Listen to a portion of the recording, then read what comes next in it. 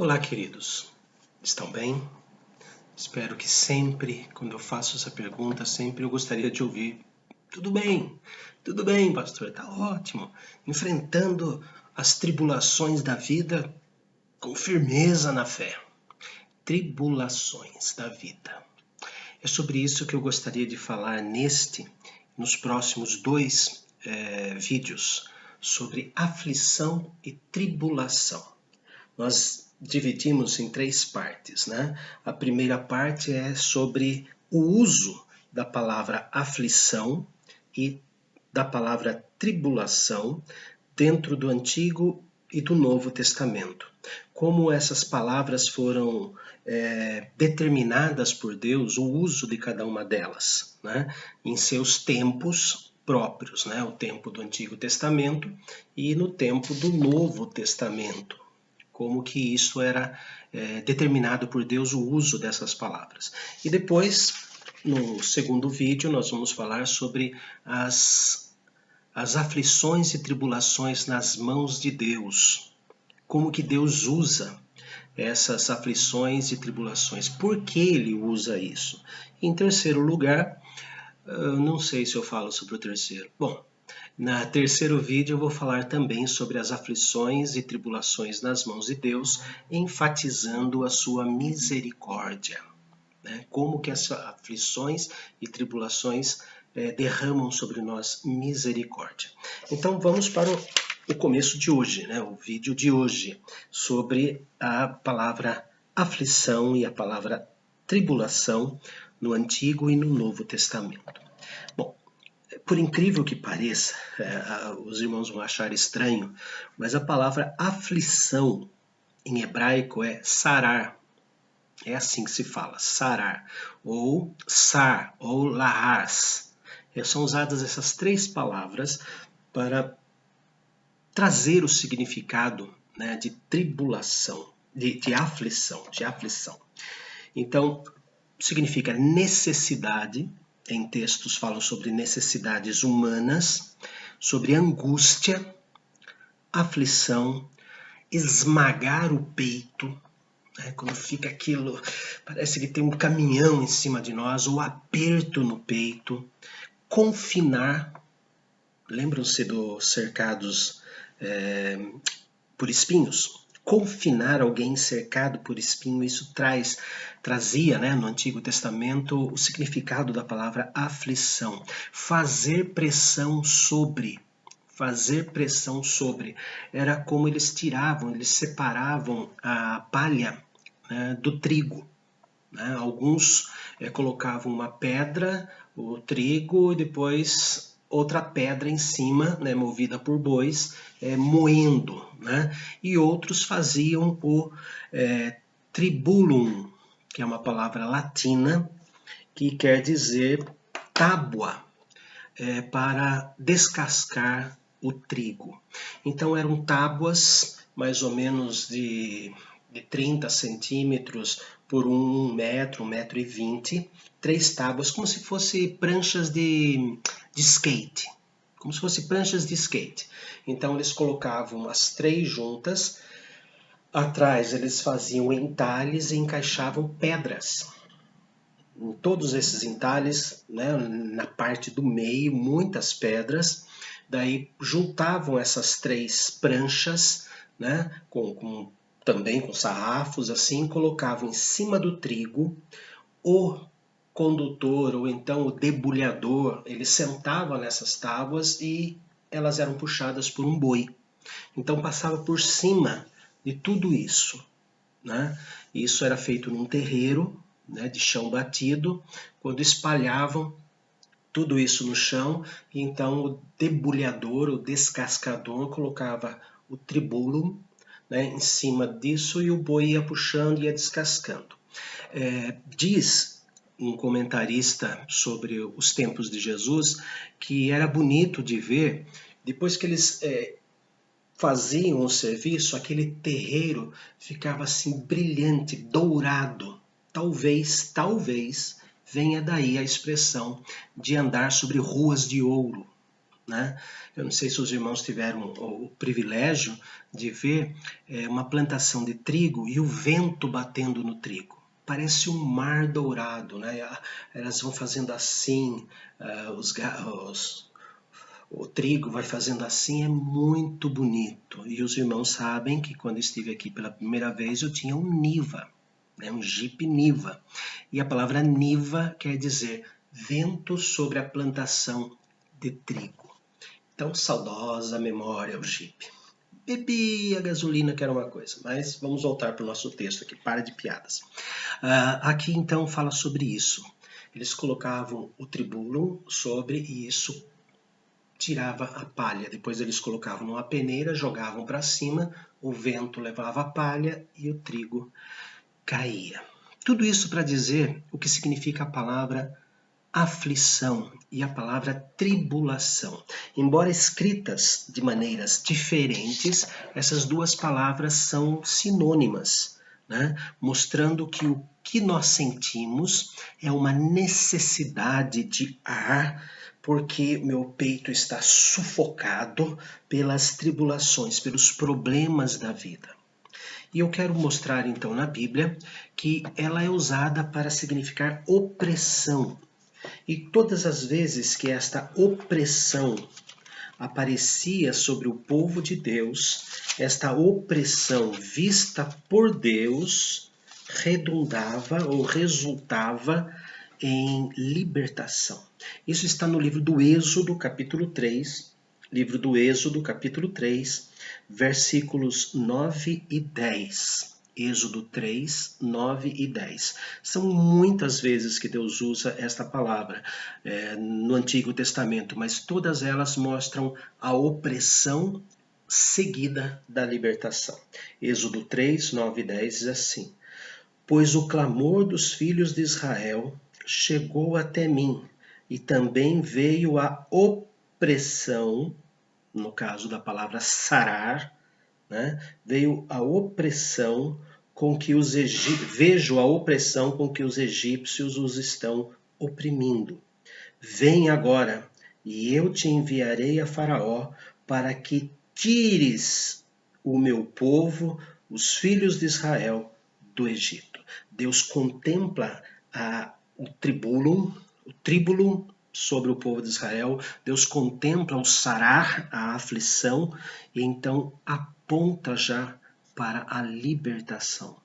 Outro uso da palavra é como castigo. Opressão também é usada por Deus como castigo, mas um castigo que leva ao resultado de restauração. Então, o livro de Neemias, capítulo 9, versículo 27. Neemias 9, versículo 27. Pelo que os entregaste na mão dos seus opressores, que os angustiaram, mas no tempo de sua angústia, clamando eles a ti, dos céus tu os ouviste, e segundo a tua grande misericórdia, lhes deste libertadores que os salvaram da mão dos que o oprimiam.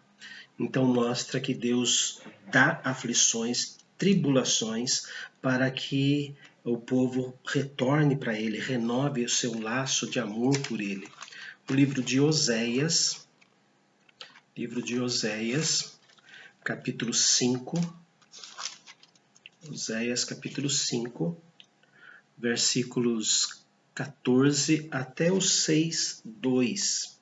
Oséias, capítulo 5, do versículo 14 até o capítulo 6, versículo 2, diz assim: Porque para Efraim serei como um leão, e como um leãozinho para a casa de Judá. Eu mesmo os despedaçarei, e ir-me-ei embora. Arrebatá-los-ei, e não haverá quem livre.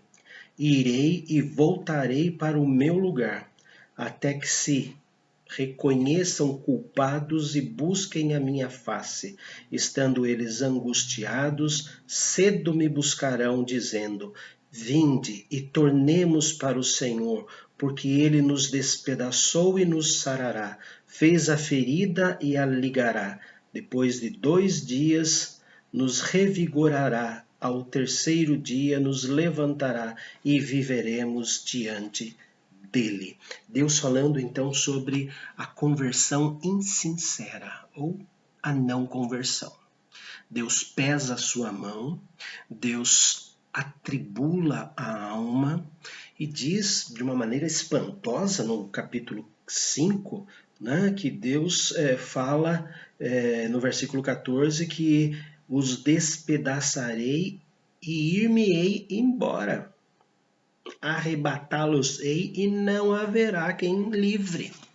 Então, a correção de Deus, não castigo, mas a correção de Deus pesa sobre nós com aflições e tribulações, mas resulta em nós, isto que é o importante, resulta em nós o arrependimento, a volta ao raciocínio espiritual.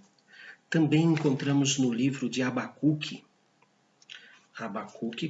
capítulo 3, Abacuque, capítulo 3, versículo 16. Abacuque 3, versículo 16. Ouvi-o, e o meu íntimo se comoveu. À sua voz tremeram os meus lábios. Entrou a podridão nos meus ossos, e os joelhos me vacilaram. Pois em silêncio devo esperar o dia da angústia, que virá contra o povo que nos acomete. Olha, Abacuque falando sobre o peso da mão de Deus para corrigir o povo. Só que imediatamente vem aquele versículo que todos nós gostamos, virou cânticos espirituais, né? Ainda que a figueira não floresce, nem há fruto na vide, o produto da oliveira mente, e os campos não produzem mantimento. As ovelhas foram arrebatadas do aprisco, e nos currais não há gado. Todavia eu me alegro no Senhor, exulto no Deus da minha salvação. O Senhor Deus é a minha fortaleza, e faz os meus pés como os da corça, e me faz andar altaneiramente. Então, mostrando que a tribulação vinda da parte de Deus tem como objetivo levar o homem ao arrependimento. Mais um detalhe, fala de calamidades, de problemas naturais também, né? Está lá no Salmo 34, versículo 19. Salmo 34, 19. Muitas são as aflições do justo, mas o Senhor de todas o livra. Muitas são as aflições. Não é porque você é cristão, não vai passar por aflição. Todos nós passamos. Salmo 37, versículo 39. Salmo 37, 39. Vem do Senhor a salvação dos justos, ele é a sua fortaleza no dia da tribulação. Vemos que tribulação, nesses 2 textos que nós lemos, não reflete uma correção que vem de Deus, mas reflete a proteção que vem de Deus, a providência que vem de Deus. Capítulo 71 do Salmo também, 71, 20. Tu que me tens feito ver muitas angústias e males, me restaurarás ainda a vida, e de novo me tirarás dos abismos da terra. Nós vimos que no Antigo Testamento, tribulação e aflição era usada pelo menos para 3 coisas. Primeiro, para indicar que Deus está de olho e vai nos libertar. Eu vi a aflição do meu povo, a opressão dos egípcios sobre o meu povo e vou livrá-los. Segundo, a opressão como uma correção de Deus na nossa vida. Já conhecidos por Deus, já adoradores de Deus, porém com falhos na fé, na prática da fé, crentes mornos, por exemplo, né? Ele nos dá correções, mas também indica libertação. E por fim, as calamidades da vida. que pega tanto convertidos como não convertidos, tanto cristãos como ateus. Né? Nessas calamidades, Deus permite essas calamidades, essas dores, para mostrar-se amoroso para com o seu povo. Algo parecido com o texto do Salmo 23, né? Vale da sombra da morte, a vara e o cajado me consolam.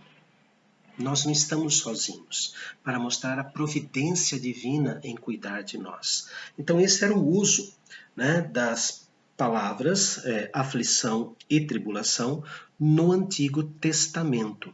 No Novo Testamento a palavra é diferente, não é sarar, né, ou zar, ou lahas, mas era a palavra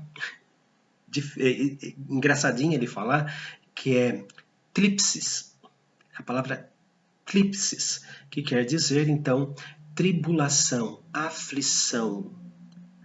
E os irmãos que gostam daquela bebida amarga, né, aquele chá gelado amargo,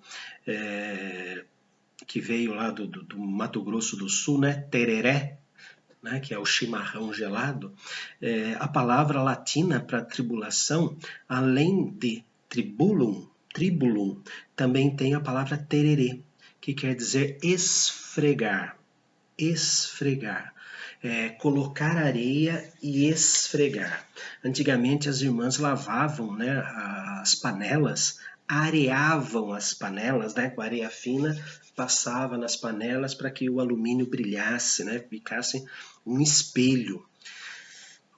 Quando minha mãe mandava eu buscar areia para fazer isso, era terrível, porque a mão ficava toda esfolada. Mas é exatamente isso, né? É esfolar, é esfregar para esfolar. E existe uma outra expressão que é parecida com isso, que é escarnecer, que significava naquela época uma tortura, quando os opressores tiravam a carne dos ossos enquanto a pessoa estava viva. Então é escarnecer, seria aquela zombaria, aquele bullying, né, tirar sarro, mas que escarnece, que dói como se estivesse arrancando, desprendendo a carne dos ossos enquanto a pessoa está viva. Vejam que nos nossos dias, tribulação são até mais leves, não é?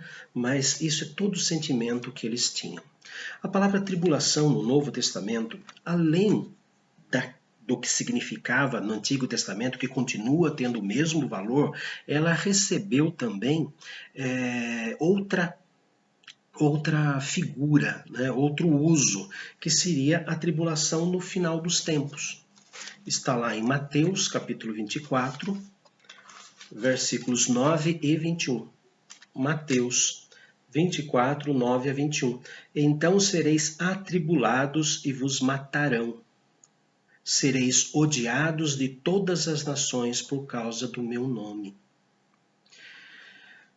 Não está falando de fim do mundo, porque durante o final do primeiro século até o terceiro século depois de Cristo, essas atribulações, esses momentos, essas mortes aconteceram. Então ele não está falando do Apocalipse aqui, ele está falando das perseguições dos 10 imperadores romanos que jogavam nas arenas, tiravam a carne da pessoa enquanto ela estava viva, enfim, faziam coisas absurdas, né?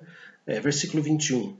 Porque nesse tempo haverá grande tribulação, como desde o princípio do mundo até agora não tem havido, mas existe uma tribulação muito maior do que as tribulações que desde o começo do mundo têm acontecido, e nem jamais haverá. Então mostra que ela é usada também para sofrimentos no futuro. Sofrimentos no futuro. Atos, capítulo 11. Atos dos Apóstolos, capítulo 11, versículo 19. Atos 11, 19. Quando se fala de tribulação física, de dores na carne, né? Então, os que foram dispersos, está falando dos cristãos de Antioquia, os que foram dispersos por causa da tribulação que sobreveio a Estevão, aí nós vemos que Estevão não foi atribulado espiritualmente. Lá em Atos 7, quando Estevão morre, ele vê os céus abertos, Jesus à destra de Deus, com os braços abertos, recebendo. Ainda repete duas frases, né, de Jesus na cruz, pedindo para que não lhes imputes esse pecado, e nas tuas mãos entrego o meu espírito. Então, vendo o sofrimento físico das pedradas que Estevão recebia, né?